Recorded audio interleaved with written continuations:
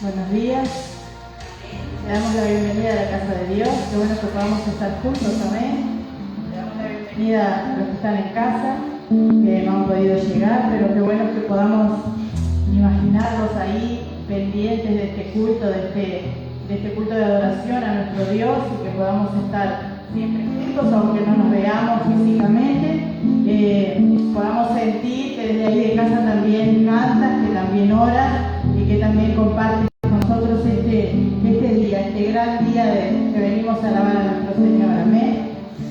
En Apocalipsis, en su palabra, en el versículo 19, 5 y 6 dice así: y salió del trono una voz que decía: alabad a nuestro Dios todos sus siervos, y los que le teméis, así pequeños como grandes. Y oí como la voz de una gran multitud, como el estruendo de muchas aguas, y como la voz de grandes truenos, que decía: aleluya, porque el Señor nuestro Dios Todopoderoso reina. Amén. Creemos en nuestro Dios que reina. Amén. Por eso le vamos a alabar y a bendecir en este su día. Amén. Apocalipsis 4, 19. Se oyó un sonido de multitudes que se han reunido a saludar al que ha vencido. Somos sus hijos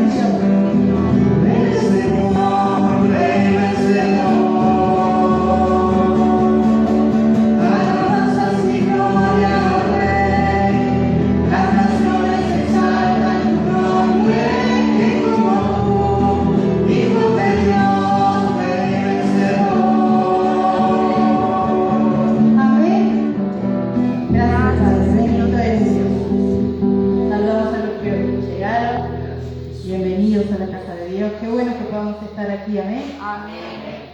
Gracias, Señor.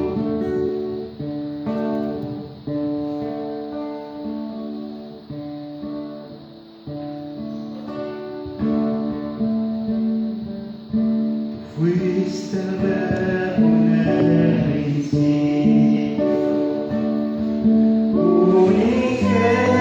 unigénito de Dios. El misterio de tu gloria, revelado en tu amor, cuán hermoso su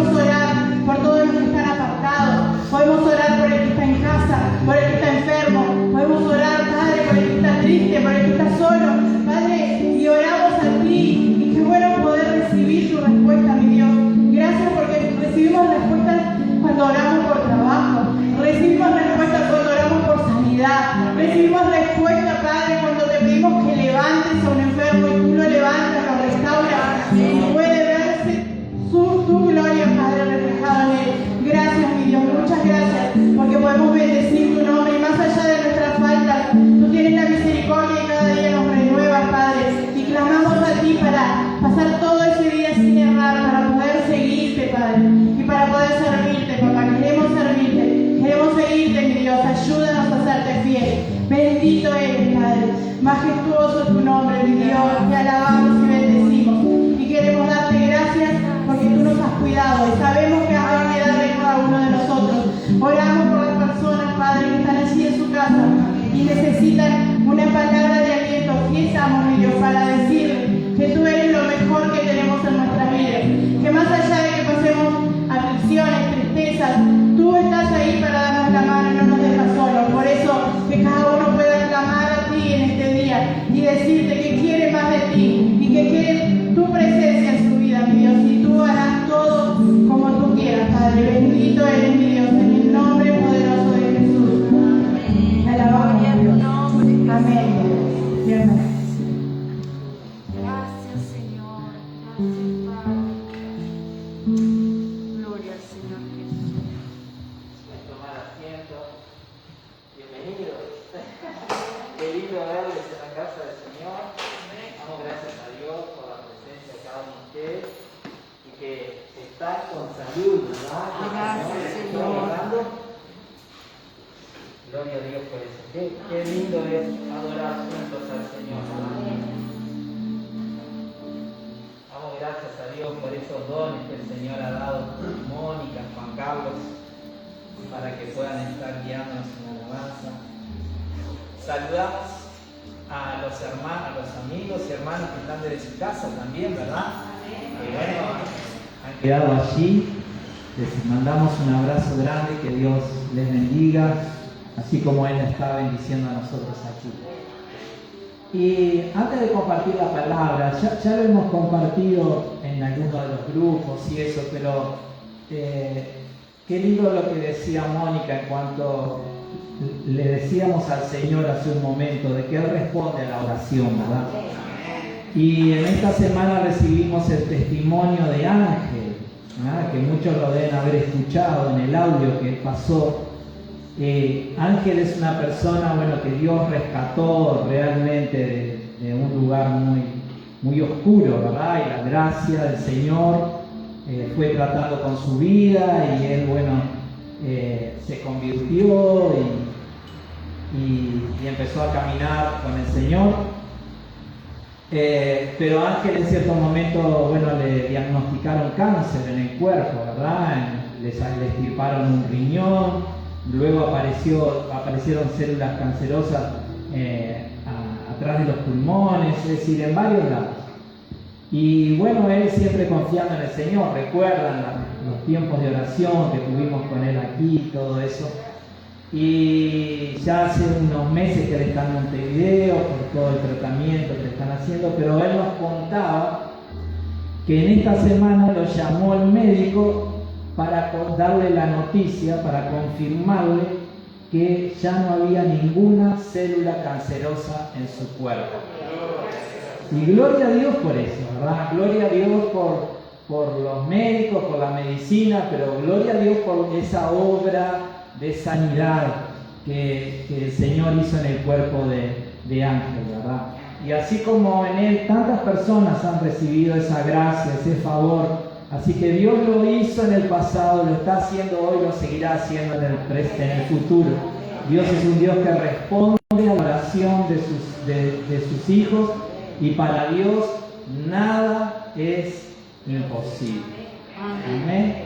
Y bueno, Mónica decía también, Dios responde cuando le pedimos trabajo, ¿no?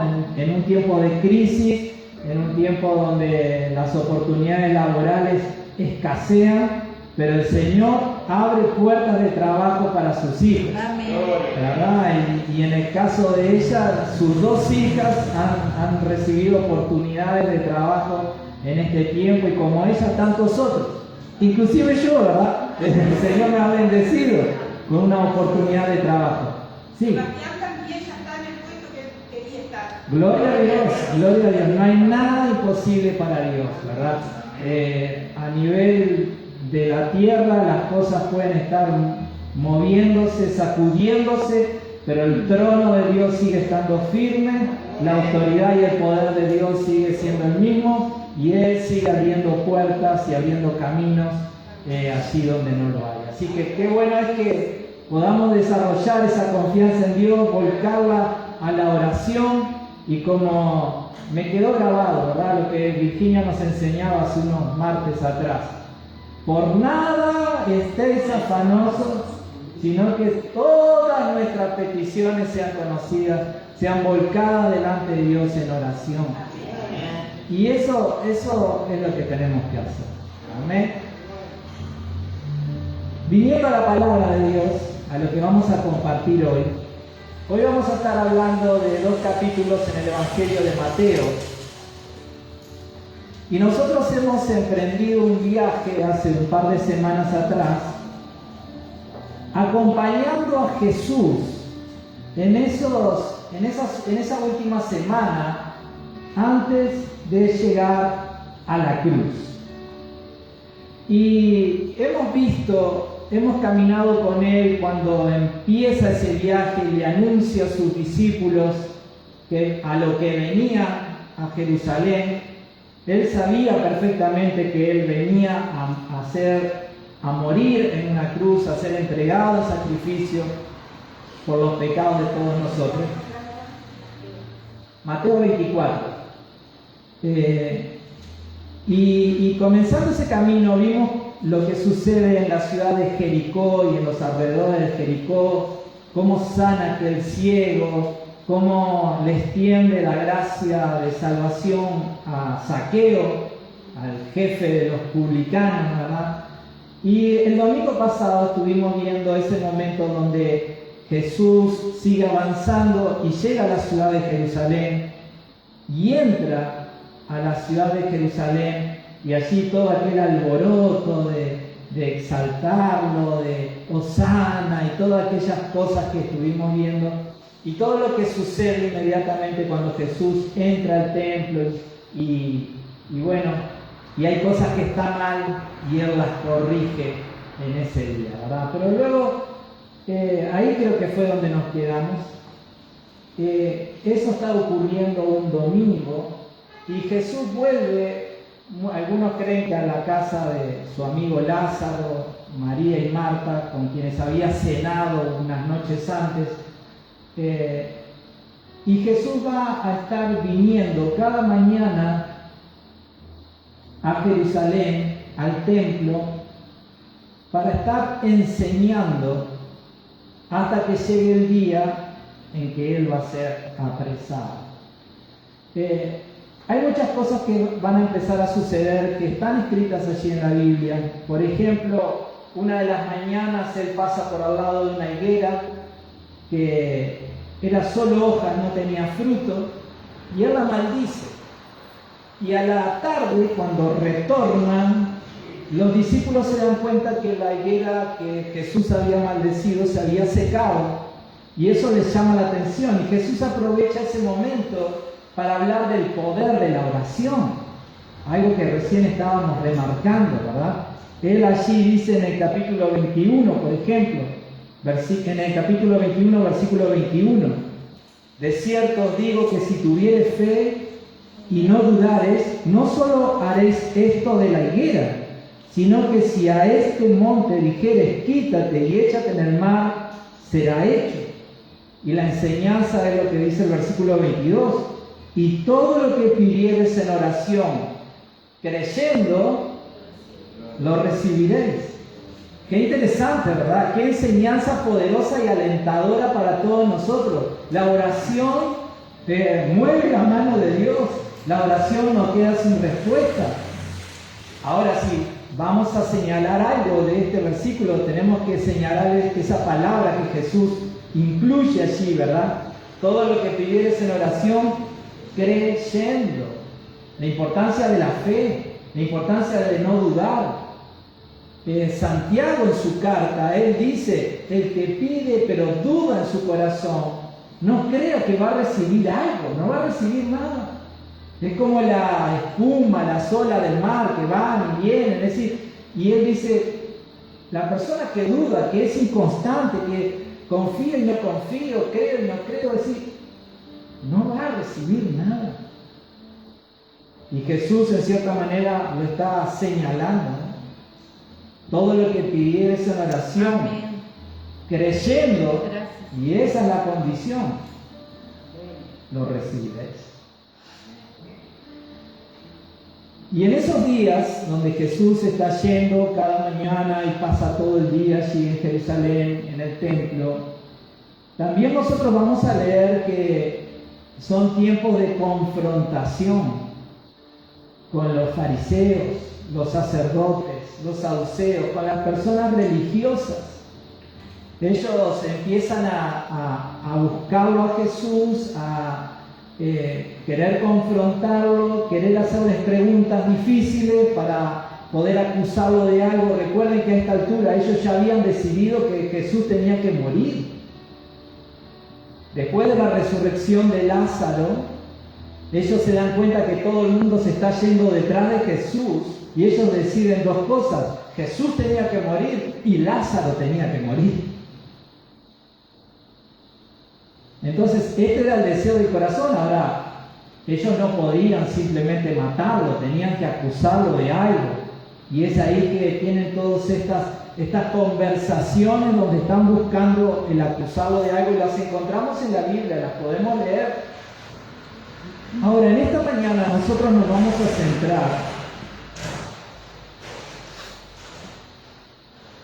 en lo que se conoce como el discurso que Jesús da en el Monte de los Olivos.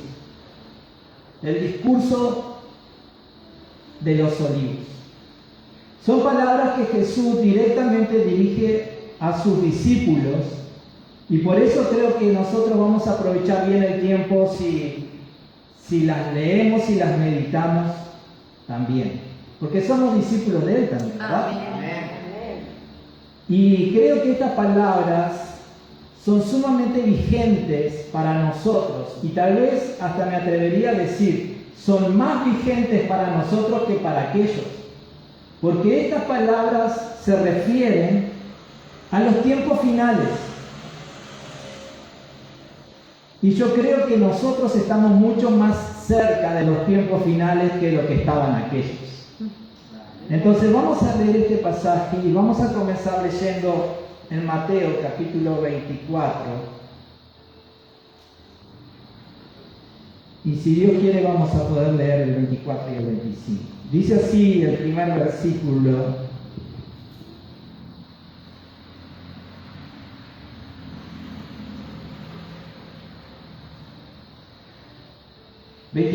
versículo 1. Cuando Jesús salió del templo y se iba, se acercaron sus discípulos para mostrarle los edificios del templo, y respondiendo él les dijo: ¿veis todo esto? De cierto os digo que no quedará aquí piedra sobre piedra que no sea derribada. Jesús, una vez más, lo vimos cuando él iba entrando a Jerusalén, que mirando sobre la ciudad de Jerusalén, la Biblia nos dice que él llora sobre la ciudad. Y en la palabra de Jesús, Jesús claramente da a entender lo que va a suceder 40 años después, cuando Jerusalén sea sitiada por el ejército romano, y luego de un sitio prolongado donde la gente empieza a morirse de hambre, logran abrir una brecha en el muro, entrar y quemar, saquear y destruir la ciudad, el templo, sus murallas, todo, a tal punto que los historiadores de aquel tiempo cuentan de que se cumple esta palabra de Jesús, a tal punto que era tal la destrucción que parecía que había lugares donde había estado la muralla que parecía como que nunca hubiera estado, porque no había quedado nada. Fueron tiempos muy difíciles. Y Jesús vuelve a hablar de esos tiempos en estos dos primeros versículos. Él está hablando sobre lo que va a ocurrir un poco después, 40 años después, con la destrucción de Jerusalén. Ahora, cuando ellos escuchan estas palabras de Jesús, obviamente que se hacen una pregunta. Y la pregunta que se hacen está en el versículo 3, o la pregunta que le hacen a Jesús está en el versículo 3. Él les habla de que Jerusalén iba a ser totalmente destruido, y la pregunta natural que les sale del corazón hacerle a Jesús es: Jesús, ¿Cuándo va a pasar eso? Versículo 3, y cuando él, sentado en el monte de los olivos, y estando él sentado en el monte de los olivos, los discípulos se le acercaron aparte, diciendo, dinos, ¿cuándo serán estas cosas y qué señal habrá de tu venida y del fin del siglo? Ahora, a partir del versículo siguiente comienza la respuesta de Jesús. La respuesta de Jesús se va a extender a lo largo de todo el capítulo 24 y de todo el capítulo 25. Y lo interesante de la respuesta que da Jesús es que Jesús empieza a dar una respuesta que tiene que ver con lo que va a suceder 40 años después. Y que gracias a lo que Jesús va a decir a continuación, los creyentes que estaban en Jerusalén en ese tiempo se lograron salvar, porque recordando las enseñanzas de Jesús, cuando Jerusalén empieza a ser sitiado por el Imperio Romano, los historiadores cuentan que los cristianos abandonan Jerusalén y se van del otro lado del río Jordán a un pueblo pequeño, que ahora no me acuerdo el nombre, Paella o algo así, se van allí y de esa manera se salvan. 1 millón de personas va a morir en la destrucción de Jerusalén, pero los cristianos que estaban en esa ciudad en ese tiempo, al recordar la palabra de Jesús, se van antes y logran salvarse. Qué bueno es prestarle atención a la palabra de Jesús, ¿verdad? Cuando Él te advierte de algo, más vale que le prestes atención, porque las palabras de Él se cumplen. Ahora, no solamente la respuesta de Jesús tiene que ver con lo que va a suceder 40 años después, sino que las palabras de Jesús tienen una doble referencia. No solamente se refieren al tiempo que ya pasó, sino que también se refieren al tiempo que habrá de venir por delante, a lo que habrá de acontecer en el futuro. No sabemos exactamente cuándo, pero sabemos que en el futuro estas cosas que vamos a leer hoy van a ocurrir. Entonces, ¿eso qué significa? Eso significa que en lo que vamos a leer, que Jesús le transmite a sus discípulos como advertencia, o como cuidados, o como enseñanza para ellos, también son válidas para nosotros. Porque los eventos que están siendo profetizados, también nosotros los tenemos por delante. ¿Estamos de acuerdo? Entonces, por eso la validez de este discurso. Por eso la importancia de que en esta mañana lo leamos y podamos decir, bien, esto es una palabra que tiene que ver conmigo hoy. No solamente es algo histórico que le salvó la vida a los creyentes en el año 70 después de Cristo, es algo que tiene validez hoy para nosotros, porque los eventos que va a Jesús a revelar también tienen que ver con el futuro, con lo que nosotros tenemos por delante. ¿Estamos de acuerdo?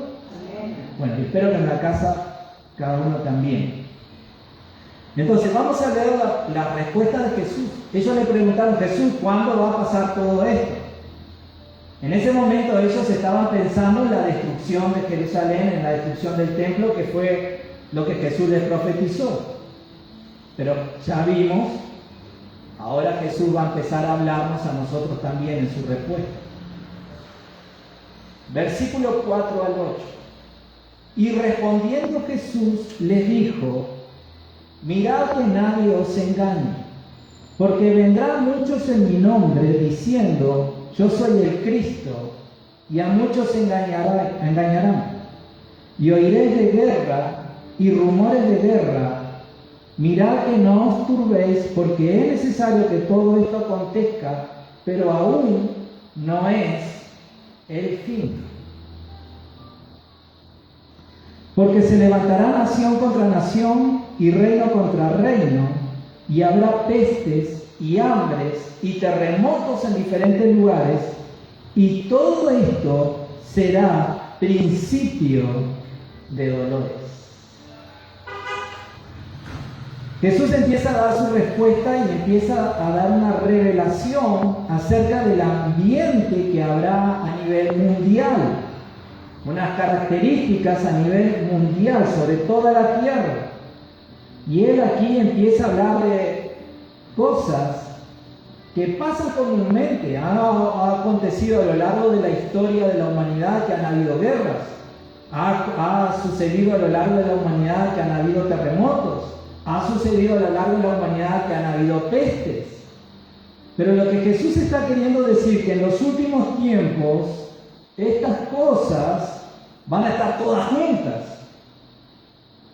Y tengamos en cuenta que nosotros hace un año que venimos viviendo mundialmente una situación en la que estamos afectados por una peste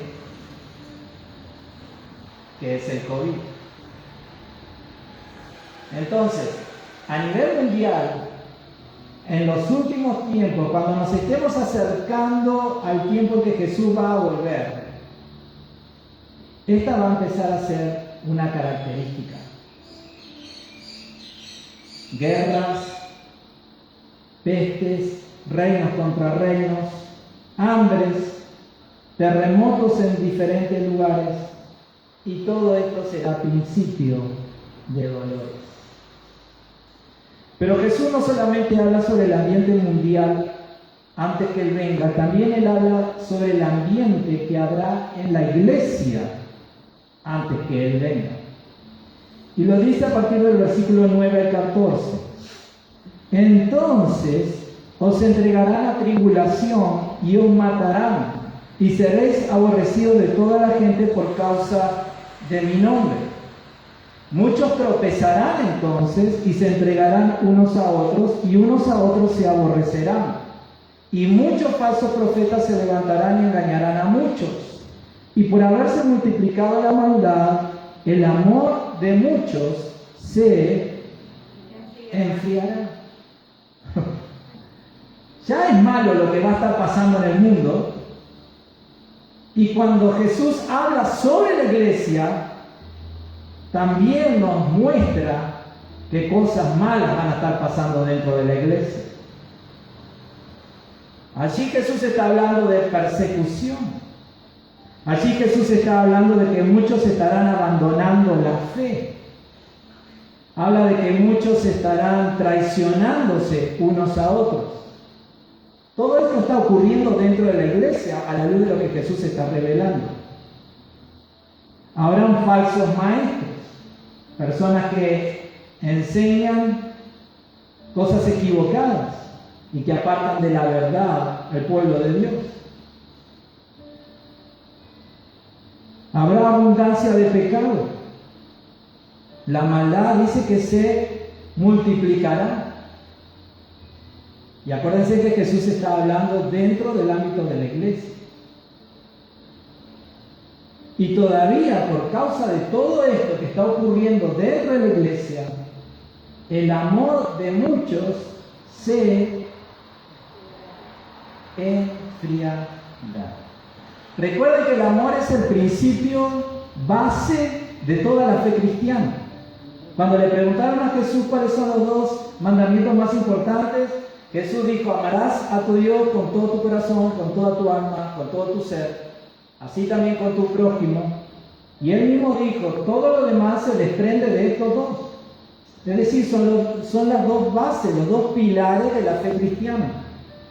Y en ese tiempo, por causa del aumento de la maldad, el amor de muchos se enfriará. La base de la fe de muchos se resquebrajará. Y cuando una casa empieza a verse sacudida en sus cimientos, ¿qué es lo que empieza a pasar con las paredes, con el techo? Empieza a caer. Cuando nuestra base en la fe cristiana, el amor a Dios, el amor al prójimo, empieza a enfriarse, entonces todo lo demás empieza a caer. Ese es el ambiente que Jesús revela para la iglesia en el último tiempo. Entonces, no solamente Jesús dice, miren, a nivel mundial las cosas van a estar muy difíciles, sino que también adentro de la iglesia las cosas van a estar muy difíciles. Pero en medio de esta revelación, Jesús dice dos cosas que son positivas. Una de ellas es que a pesar de todo este cuadro tan oscuro, por decirlo de alguna manera, Jesús dice que el Evangelio se va a seguir predicando, que el Evangelio va a llegar hasta lo último de la tierra. Amén. Allí en el versículo 14, y será predicado este Evangelio del reino en todo el mundo para testimonio a todas las naciones, y entonces vendrá el fin. A nivel mundial todo estará mal, a nivel de la iglesia habrá muchas cosas malas, pero el Evangelio va a seguir siendo predicado. Amén. Y el Evangelio va a llegar hasta lo último de la tierra. Amén. Así que las cosas se pintan muy oscuras, pero hay un rayo de esperanza, hay un rayo de luz que no se apaga y que sigue alumbrando para que las personas puedan encontrar el camino hacia Dios a través de la fe en Jesucristo. Eso es esperanzador. Y lo otro esperanzador que dice Jesús en el versículo anterior es que el que quiera mantenerse firme, el que se mantenga firme, va a tener su recompensa. Porque el versículo 13 dice, mas el que persevere hasta el fin, este será salvo. Amén. Van a ser tiempos difíciles. Vamos a aprender el informativo y lo vamos a apagar porque van a ser todas noticias malas. Y vamos a ir a la iglesia y vamos a ver cosas malas pasando dentro de la iglesia. Pero esta es la buena noticia, que el esfuerzo que hagas por perseverar, el esfuerzo que hagas por mantenerte firme, el esfuerzo que hagas por decir, bien, hay muchas cosas malas a mi alrededor sucediendo, pero no voy a bajar los brazos, voy a seguir con mi mirada puesta en Cristo y voy a hacer todo lo posible para mantenerme en el camino de la fe. Ese esfuerzo que va a hacer que haya gente que se burle, haya gente que te menosprecie, haya gente que te rechace, ese esfuerzo que va en contra, ya no solamente de la corriente del mundo, sino de la corriente mundana dentro de la iglesia, no va a quedar sin recompensa. ¿Por qué? Porque cuando Cristo venga a buscar a su iglesia, te vas a ir con Él. Mas el que persevere hasta el fin, ese será salvo. Serán tiempos difíciles, pero dos cosas lindas dice este pasaje. El Evangelio va a seguir siendo predicado y las personas van a seguir teniendo oportunidad de salvación. Y todo nuestro esfuerzo por perseverar, por mantenernos en el camino, por no bajar los brazos, por no amoldarnos al resto, por no dejarnos llevar por la corriente del mundo ni de la mundanalidad de la iglesia, todo ese esfuerzo que muchos de repente no lo van a entender, que muchos te van a señalar, que muchos, bueno, lo que fuera, todo ese esfuerzo no va a quedar sin recompensa, porque llegará el día cuando Cristo venga a buscar a su iglesia y diga, bien, te esforzaste en medio de un tiempo tan difícil, vení, vamos a disfrutar del cielo. Y por la eternidad. Gracias. Mas el que persevere hasta el fin, ese será salvo. Amén.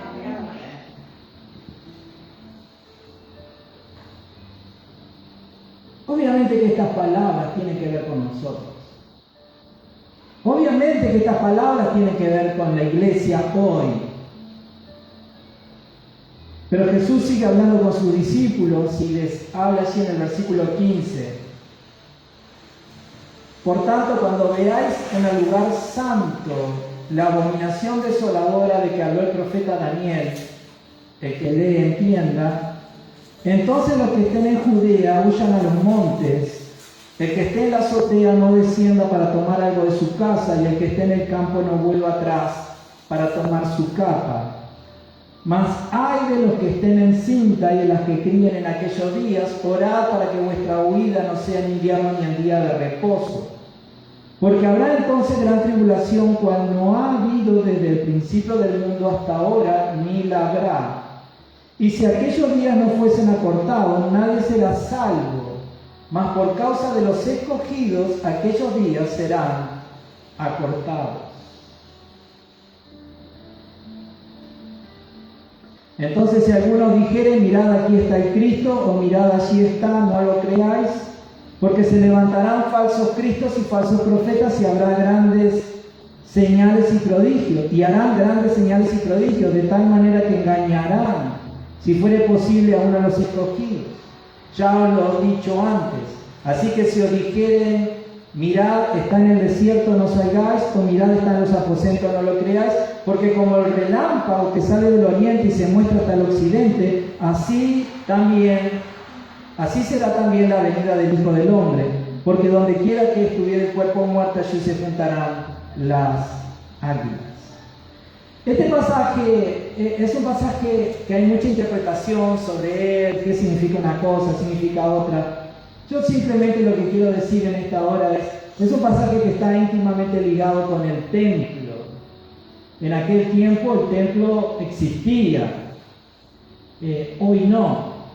Pero hay algunos que creen que en el tiempo futuro volverá a haber un templo dedicado a Dios en Jerusalén.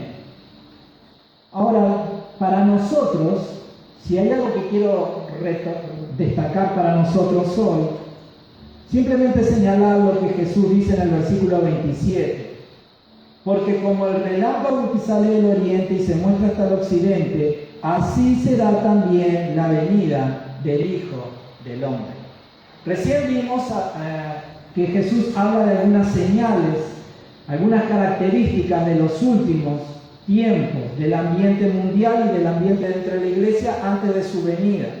Ahora, el día y la hora, ya sabemos que Él lo dijo claramente, nadie lo sabe, solamente el Padre. Ahora, lo que sí nos está revelado es que cuando llegue la hora en que Jesús venga a buscar a su iglesia, a comenzar a desarrollar todo ese proceso que es su segunda venida, que primeramente es venir a buscar a su iglesia y un poco después venir a establecer su reino sobre la tierra. Cuando Él comience ese proceso, cuando ocurra, va a ocurrir como el relámpago, ¿no? Que ese que te deja pasmado, que no te da tiempo a nada, que es en un segundo, que de repente estás mirando el cielo, no hay nada y de repente aparece allí el rayo o lo que fuera. Va a decir lo que Jesús está queriendo decir, que cuando Él venga a buscar a su iglesia va a ser muy rápido. No va a haber tiempo de preparación. Y es importante señalar eso, ¿por qué? Porque ahora a continuación, teniendo en cuenta que su venida por la iglesia va a ser un evento que va a ocurrir muy rápido y que no va a haber tiempo de preparación en ese momento, ahora Jesús empieza a hablarle a los discípulos y a nosotros también de la importancia de estar preparados en todo momento para que cuando ese relámpago ocurra, nos podamos ir con Él. Amén. Una idea que no podemos tener es que si sabemos que hay algo en nuestra vida que a Dios no le agrada, decir, bueno, más adelante voy a solucionar esto. ¿Por qué no podemos tener esa idea? En primer lugar, porque no sabemos hasta dónde va a llegar nuestra vida natural, nuestra vida biológica. No lo sabemos. Capaz que mañana, chau Walter Saavedra, y se terminó. No estoy diciendo nada malo, ¿verdad? Pero tampoco sabemos el momento de la venida de Jesús por su iglesia. Y Jesús recalca este aspecto de su inmediatez, de que de una forma rápida, inmediata, va a ocurrir ese evento. Y lo hace ¿para qué? Para que nos despertemos a la necesidad de estar preparados, como si en los próximos 2 segundos Él viniera a buscarnos. ¿Está bien? La respuesta de Jesús ahora se va a volcar hacia eso. Versículo 29.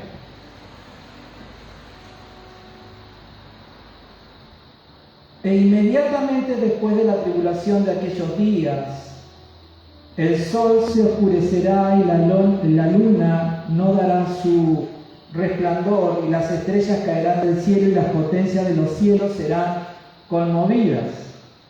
Entonces aparecerá la señal del Hijo del Hombre en el cielo, y entonces lamentarán todas las tribus de la tierra, y verán al Hijo del Hombre viniendo sobre las nubes del cielo con poder y gran gloria. Y enviará a sus ángeles con gran voz de trompeta, y juntarán a sus escogidos de los cuatro vientos, desde un extremo del cielo hasta el otro. De la higuera aprended la parábola: cuando ya su rama está tierna y brotan las hojas, sabéis que el verano está cerca.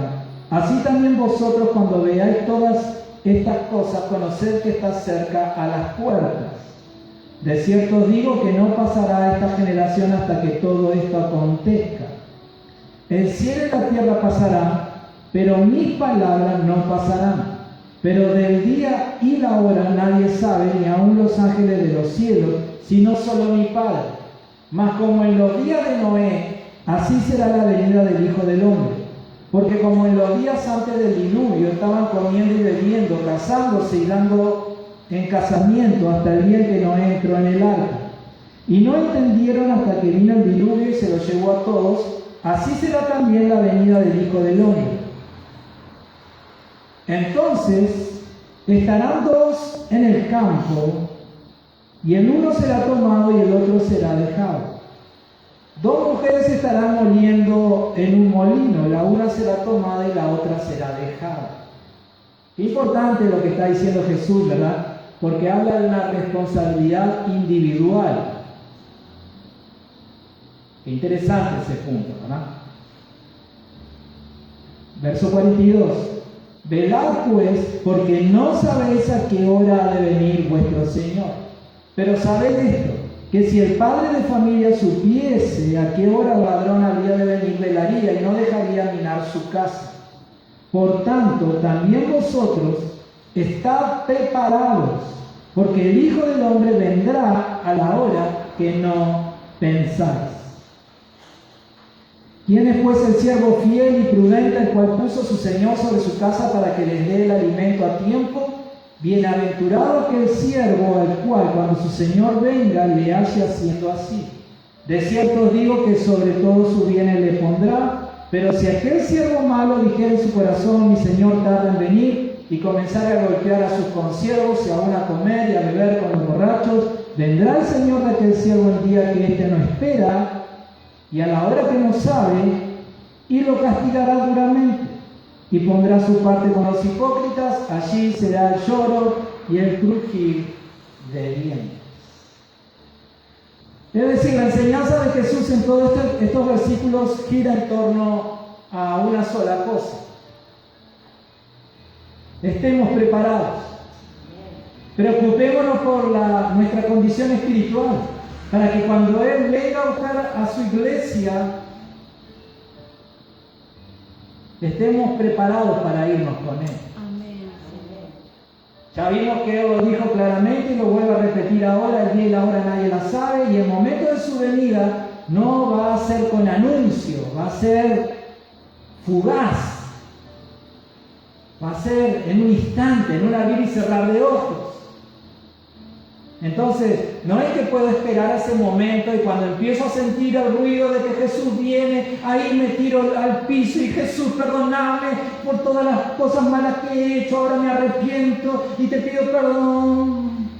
Si fuera así, estaría buenísimo, humanamente hablando. Pero no es así. De repente van a estar dos personas tomando mate, y el Señor se va a llevar a una y va a dejar a la otra. Van a estar dos personas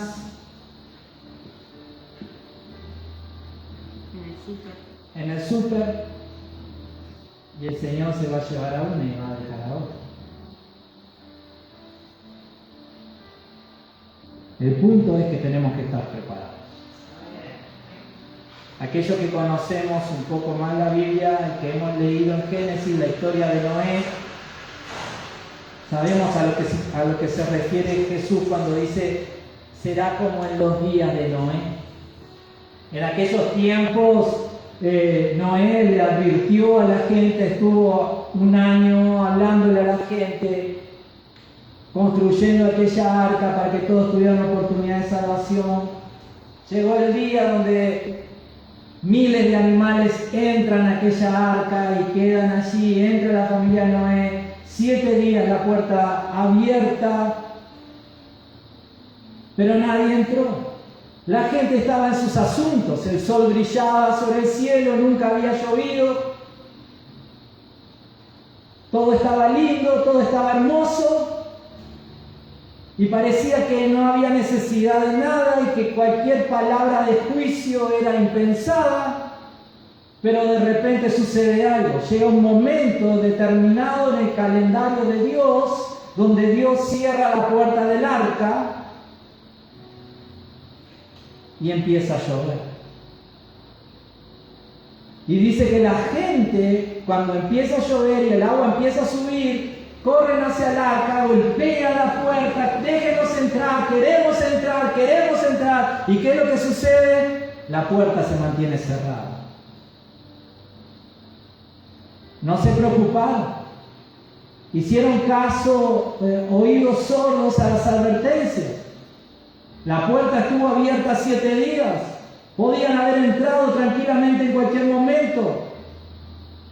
Solamente era necesario creer sobre lo que estaba advertido hacia adelante y creer que aquel barco, aquella arca, aquella monstruosidad de madera iba a ser el elemento con el cual se iban a salvar. Y todo aquello es una figura, no solamente de Cristo, que es el arca de salvación para la humanidad, no solamente de este tiempo de gracia, que es el tiempo en que la puerta está abierta para que cualquiera pueda entrar por medio de la fe, sino que también es un ejemplo, una imagen de la misma apatía e indiferencia que muchos tendrán, que tienen y seguirán teniendo en los días antes de la venida del Señor. Pero ¿cuál es la enseñanza para nosotros? No vivamos con esa misma apatía, no vivamos con esa misma indiferencia, como Él lo dice claramente aquí en su palabra, versículo 42, velad. Sabemos lo que significa esa palabra velar, ¿verdad? Estar atento, estar con los ojos abiertos, con la mente despierta. Velad. Amén. Pues porque no sabéis a qué hora ha de venir vuestro Señor. Entonces, para la iglesia, todas estas palabras que Jesús está hablando, así como para los discípulos, creo yo, con mayor relevancia para nosotros hoy,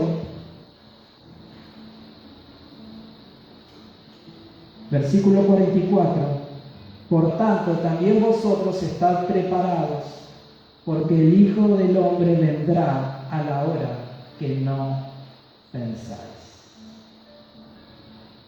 Entonces, en este discurso del Monte de los Olivos, un discurso que Jesús da 2 días antes de la Pascua judía, un discurso que Jesús da a sus propios discípulos,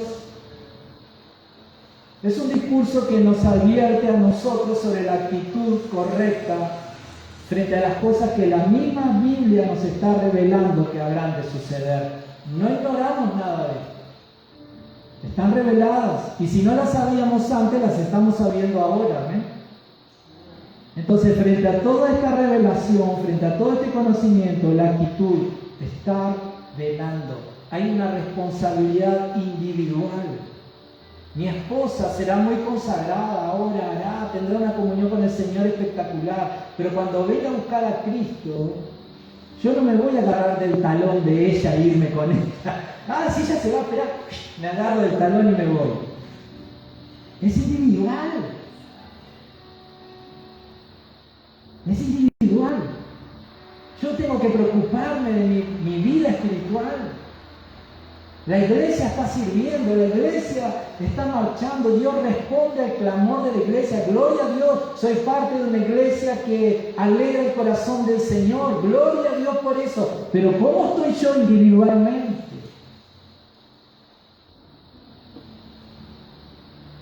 ¿Cómo es mi comunión con el Señor? Hay una responsabilidad individual. Y Jesús, para remarcar esta importancia, todo esto está girando alrededor de dos ideas: su venida y la necesidad de la iglesia de estar velando, preparados para que cuando Él venga, ninguno quede, sino que podamos irnos con Él. Todo está girando alrededor de eso. Y Jesús, para remarcar y para señalar y para reafirmar lo que está enseñando, en el versículo 25, capítulo 25, nos habla, por ejemplo, de la parábola de las 10 vírgenes, que la hemos leído millones de veces y sabemos de lo que habla y sabemos de lo que significa. Capítulo 1, versículo 1.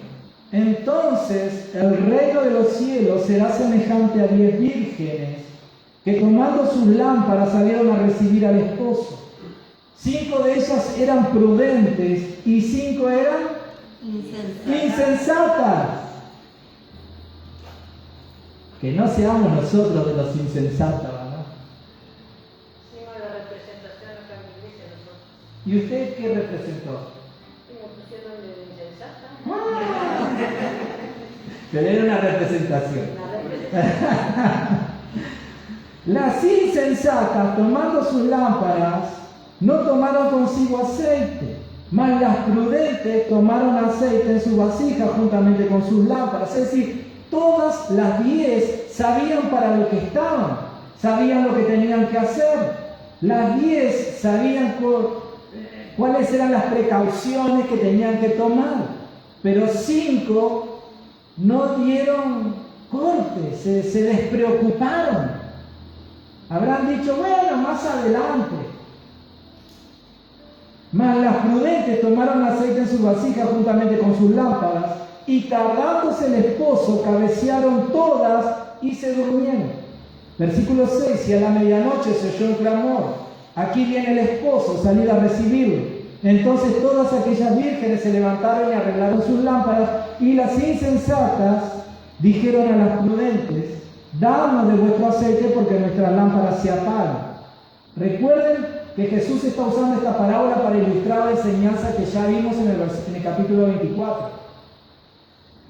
Mas las prudentes, versículo 9, respondieron diciendo: para que no nos falte a nosotras y a vosotras, id más bien a los que venden y comprad para vosotras mismas. Pero mientras ellas iban a comprar, vino el esposo, y las que estaban preparadas entraron con él a las bodas. ¿Y qué pasó después? Se cerró la puerta. Otra puerta que se cierra. Se cerró la puerta del arca, se cierra la puerta de la casa del esposo. Y qué interesante lo que sucede ahora a continuación. Después vinieron también las otras vírgenes diciendo: Señor, Señor, ábrenos. Mas él respondiendo dijo: de cierto os digo que no os conozco. Quisieron entrar, tenían todo lo necesario, pero estaban fuera de tiempo. La puerta ya se había cerrado, no habían estado preparadas y no tuvieron una segunda oportunidad. Versículo 13, una vez más: velad pues, porque no sabéis el día ni la hora en que el Hijo del Hombre ha de venir. Está hablando de lo mismo. Está hablando de lo mismo que estábamos viendo en el capítulo 24. La necesidad de velar. Como en los días de Noé. La puerta se cerró y la gente quería entrar, pero ya estaban fuera de tiempo. Ahora en las bodas se cierra la puerta, ellas quieren entrar, pero estaban fuera de tiempo. La advertencia es: estemos preparados, porque cuando Cristo venga a buscar a su iglesia, ¿qué pasará con los que no se vayan con él? Como mi señora me está indicando que nos hemos pasado del tiempo, la parábola de los talentos la vamos a dejar para que cada uno la pueda leer. Pero quiero terminar con lo que dice el versículo 31, porque aquí Jesús está hablando de un evento que va a marcar el comienzo de su reinado sobre la tierra por 1000 años. La venida de Cristo es un proceso que comienza con el arrebatamiento de la iglesia y que 7 años después culmina con la venida de Jesús a reinar sobre la tierra. Durante esos 7 años ocurre todos los juicios que están en el libro de Apocalipsis, lo que comúnmente llamamos como tribulación o gran tribulación. Cada una de esas copas, cada uno de esos sellos, cada una de esas trompetas que están reveladas en Apocalipsis ocurren ahí. Nuestra idea es que la iglesia va a ser arrebatada antes. Hay otros que creen que no. Mi idea personal es que la iglesia no va a pasar por la gran tribulación. Estaremos con Cristo, en el tribunal de Cristo, en las bodas de Cristo, y vendremos con Él a reinar sobre la tierra por 1000 años. Todo esto está revelado en la Biblia, ¿verdad? Ahora, quiero terminar con lo que Él dice en este versículo 31, porque hablando escatológicamente, es el punto donde comienza ese reinado de Jesús por 1000 años. Cuando el Hijo del Hombre venga en su gloria y todos los santos ángeles con Él, entonces se sentará en su trono de gloria.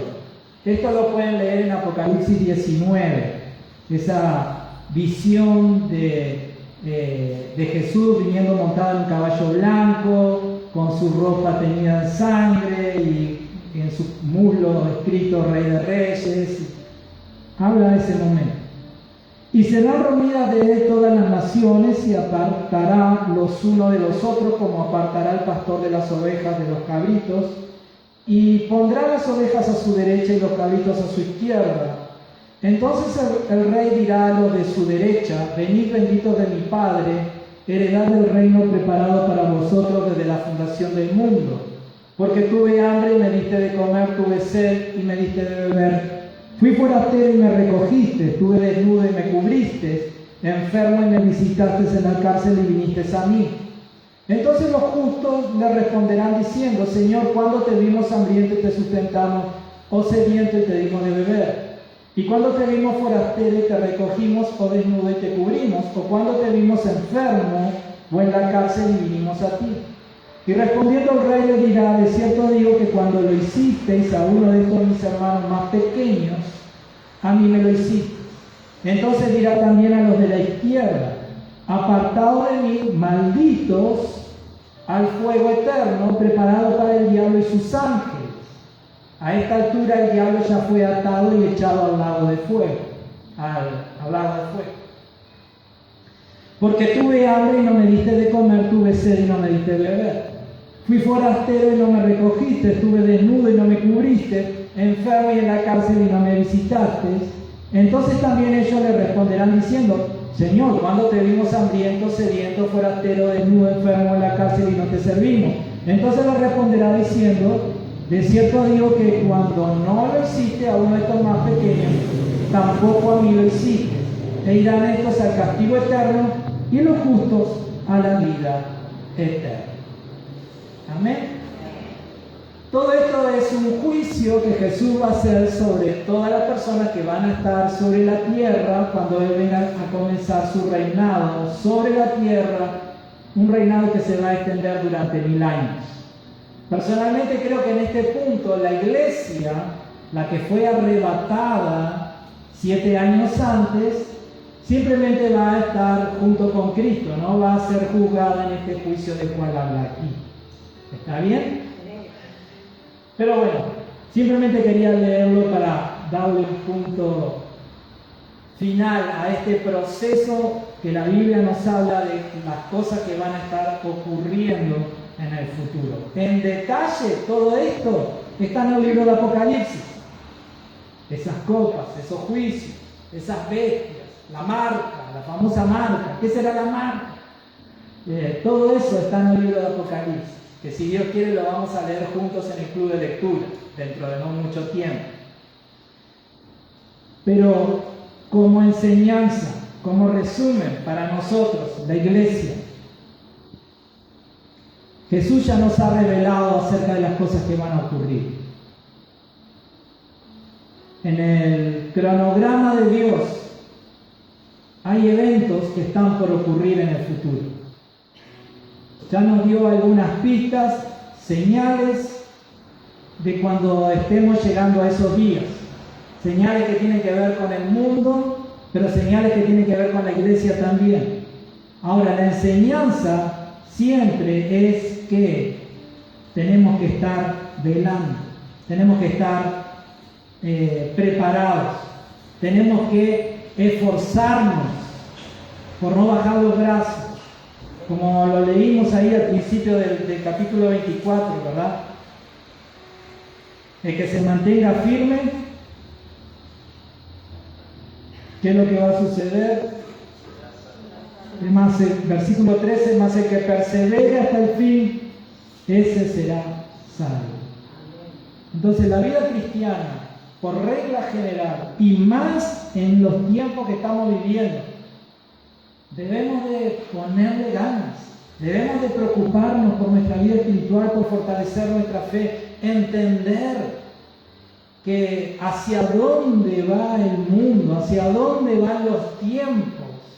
Entender que estas cosas que están pasando, como dice aquí la Biblia, son principios de dolores. A Dios no le agarró de sorpresa este tema del COVID. Él ya habló del COVID hace 2000 años atrás. Él ya dijo, cuando nos estemos acercando a los últimos tiempos, habrán plagas, rumores de guerra y tantas otras cosas, terremotos. Hoy en día la tecnología nos ayuda a estar más informados para bien y para mal, ¿verdad? Uno se entera un terremoto en tal lado, una inundación en tal otra, o una cosa que sucede en tal otra. Y uno dice, pero esto es una locura. Bueno, hacia eso estamos yendo, está revelado en la Biblia. Ahora, la parte mía, ¿cuál es? Como creyente, entender que eso significa que me estoy acercando a los tiempos de su venida. Y entender que entonces, como siempre, pero más entendiendo que me estoy acercando, debo de estar preparado, preocupado por mi vida espiritual.